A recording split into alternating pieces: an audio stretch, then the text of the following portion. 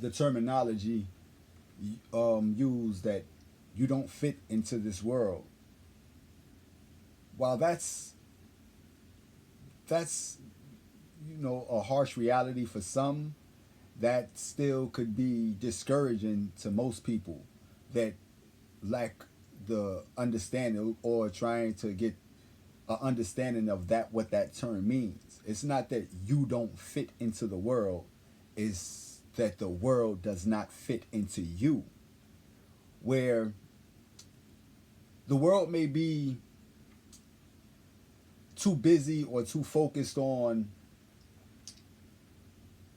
getting themselves established or the day-to-day survival, you have a different makeup. You have a different way of viewing things than the average person may see things, because a lot of things in this reality is imposed on us, and being that they're imposed on us, we don't have room to develop our own understanding of things. So this is where we have to differentiate proposal and imposition, things imposed on you and things being proposed to you. If you had the opportunity to be yourself in a world where everyone is prone to being persuaded by what's popular or popular opinion, or being your own true self. I believe that most people, because they want to blend in or want to be a part of what's socially acceptable, they would choose to be a part of that popular opinion, or the in crowd, as opposed to being yourself. And what they have to understand is that the things that you learn from the individuals that present it to you. So you learn from an individual's perspective, where you might have some people that are genuinely quick to learn things on their own, and then you have those that are learn from copying off of others. So this is what things consist of: copying and mimicking, and then the original. That's why they said at one point. That's why they say that the original is always worth more than the copy. And if you're not comfortable with copying off of people, then you won't fit in with a people that normally copies. So this is where you have copycats, and then you have those that are the originators, and that's what the world comprised of.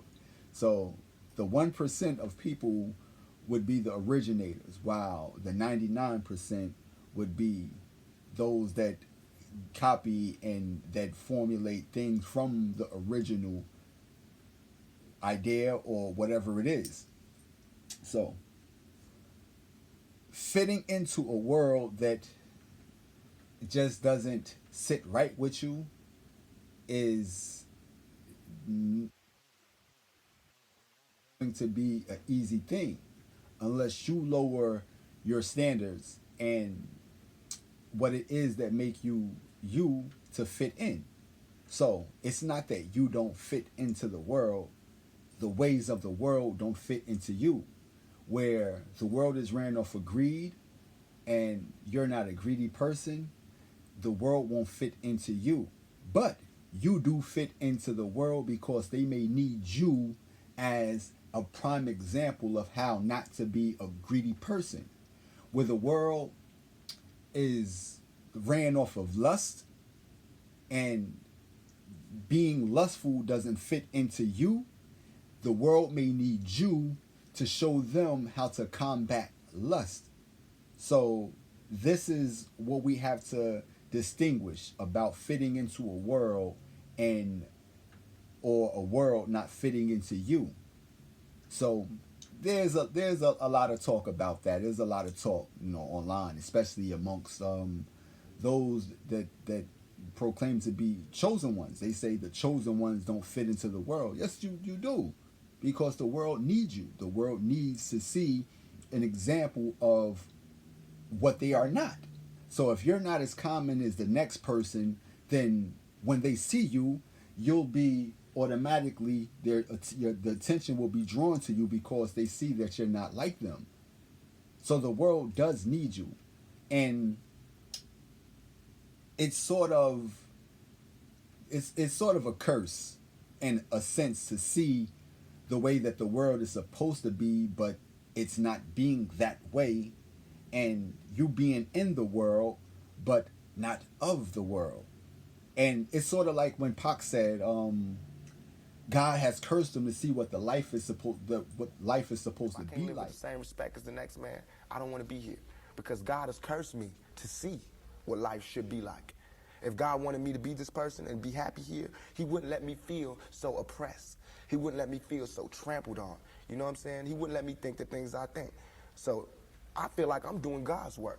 You know what I'm saying? Just because I don't have nothing to pass around for people to put money in the bucket don't mean I ain't doing God's work. I feel like I'm doing God's work. You know what I'm saying? Because these ghetto kids ain't God's children, and I don't see no missionaries coming through there. You know what I'm saying? So I'm doing God's work. While Reverend Jackson do his up in the middle class, and he go to the White House and have dinner and pray over the president, I'm up in the hood, you know what I'm saying, doing my work with my folks. And just because I don't live there don't mean I don't go there. I got to go there because I can't hang nowhere else.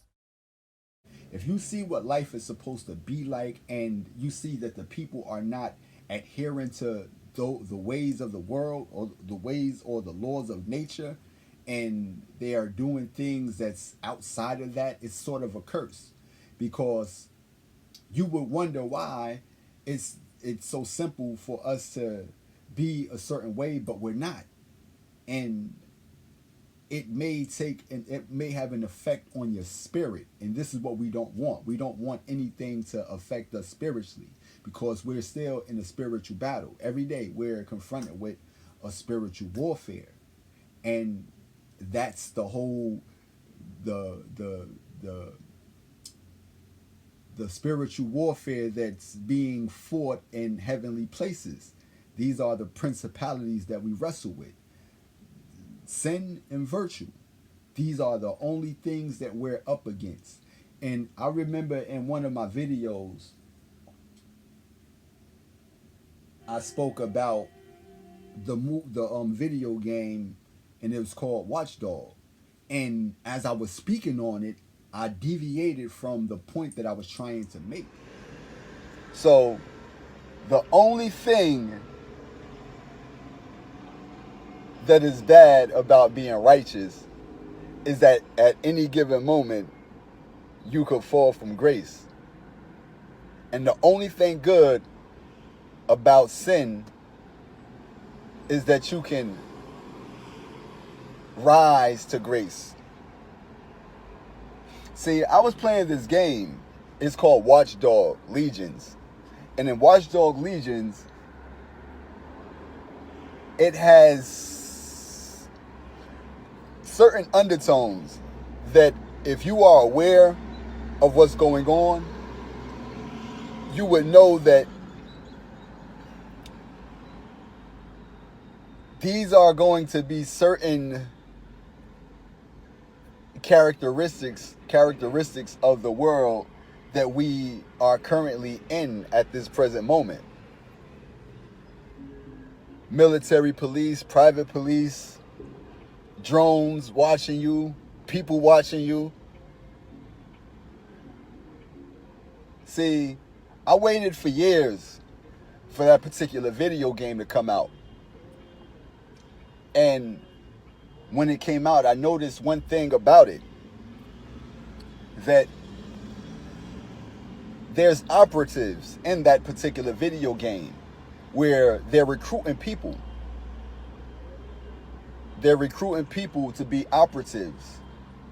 And these are regular people. Any and everybody could be, induced into being an operative for whoever it is, for whatever it is, whether it's good, whether it's bad, you can be induced into being operative. Inside of that video, it says rise by sin, fall by virtue. And that's the ways of the world. If you don't understand that, then you would have to dig a little bit deeper to see what that actually means. It says, rise by sin, fall by virtue. And I seen that, but that's what I wanted to try to get at. That whole quote that was in that video game, and I believe it's in this video right here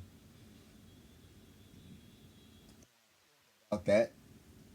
And it's the ways of the world. If you do not know that this world is ran off of sin, every day is ran off of sin. And if you're a virtuous person, you will not allow a sinful world to sway you into being that way. You would be set apart from that. So that's what it all constitutes. You do fit into a world. It's just that the world doesn't fit into you. So where people are easy to be slothful, you are more diligent. You may succumb to sloth, but you would get up and you would do things diligently. You would seek out the truth, where the people just may accept whatever it is handed to them. You, on the other hand, would be diligent enough to go and do the research and go and find out the actual truth.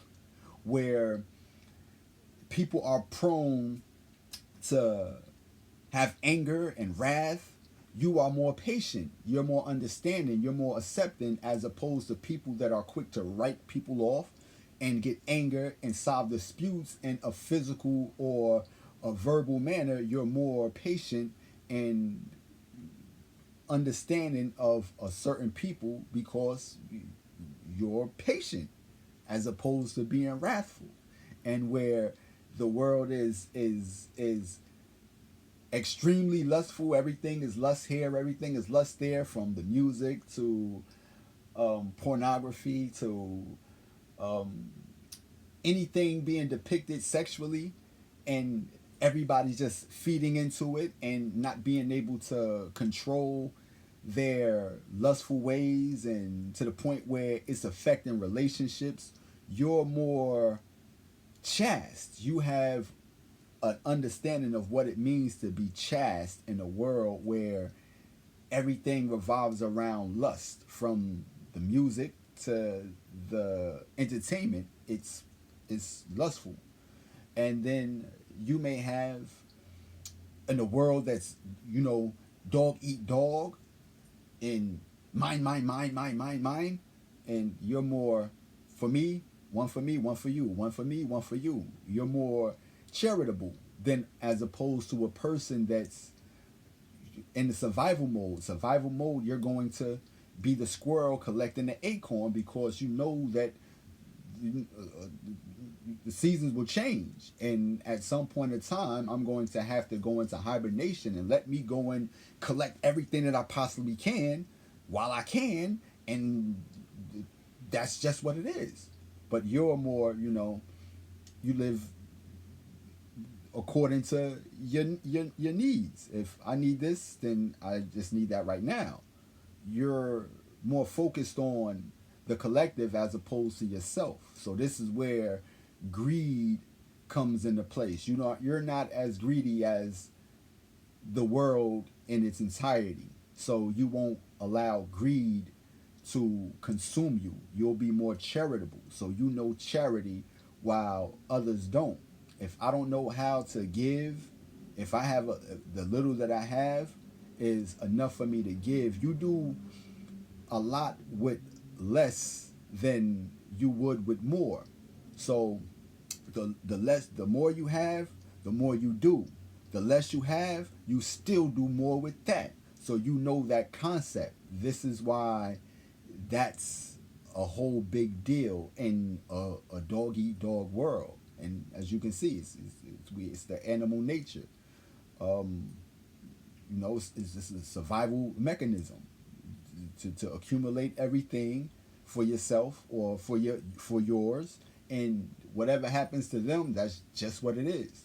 So you will not allow that world to sway you into being that way, because you know the quality of charity, you know the spirit of charity, you know the spirit, and you don't have this the spirit of greed. These are spirits that we're going to talk about, and it's going to be needed to be discussed, because you have a lot of people misleading you on what certain things are, and those things, they have to come to an end, because the truth is the only thing that's going to set you free, because you're in bondage to a certain way of thinking, and we have to think outside of that. This means outside of the box. They box you in by a certain thinking, but now you have to be put in a position for you to think outside the box, and then you'll have these tools to allow you to think outside of that box. Let's say inside of the box everything is ran off of sin, and virtue is what's outside of that box. So now you have to learn virtue, and this is how you think outside of that box. So we're going to get into all that, but don't allow people to make you believe that you don't fit into a world. If you don't fit into the world, you wouldn't be here. You would not be it. You would not be in this world. You can't. You matter of fact, you can even be amongst people. Like, there's people that try to shame me for being on in video games, or being in certain online video games, whether it's the meta, whether it's Call of Duty, whether it's anywhere.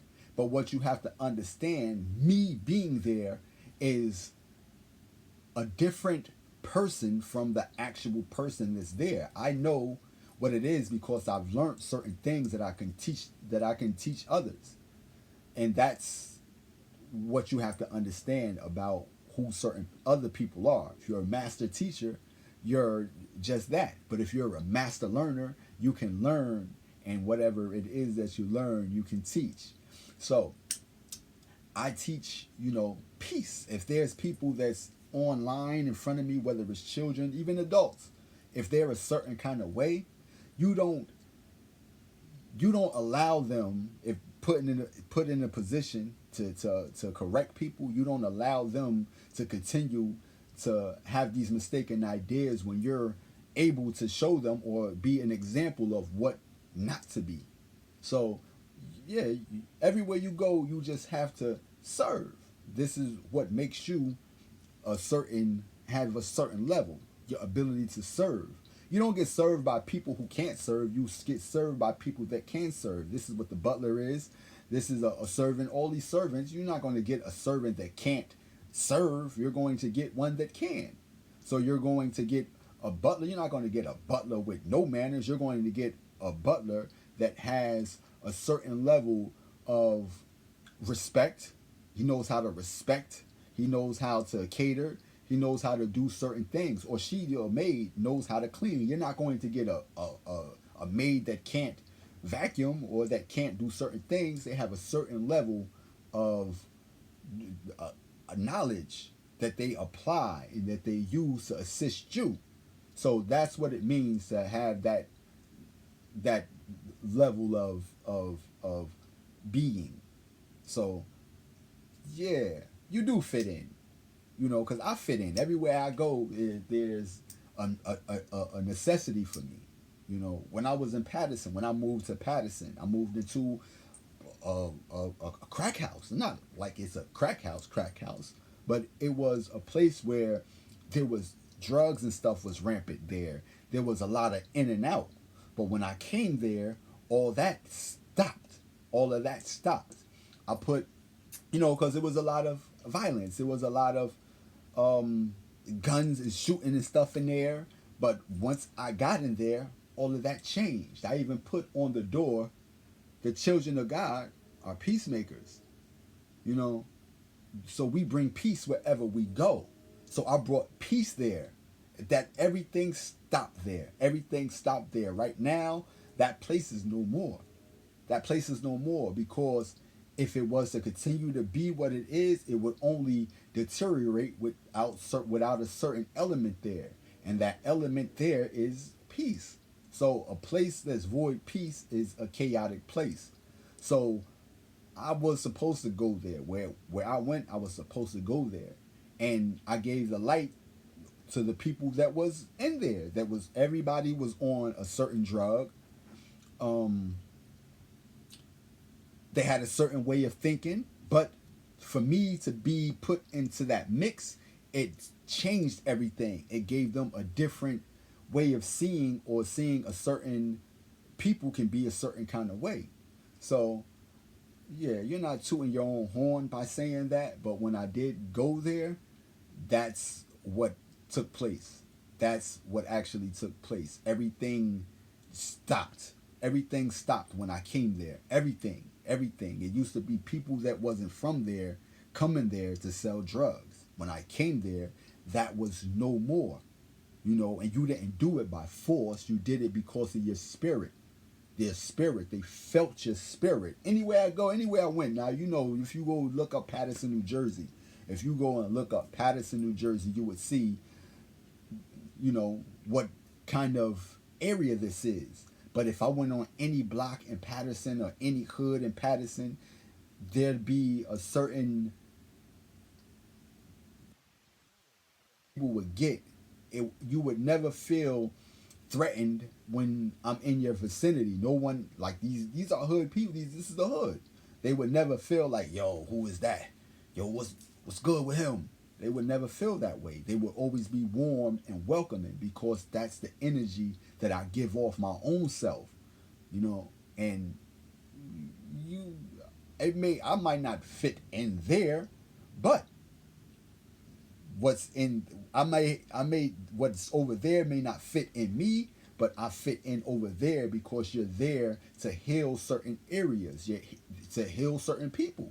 As you heal them, you start to see a reflection of you over there, you know? So that's what it's about.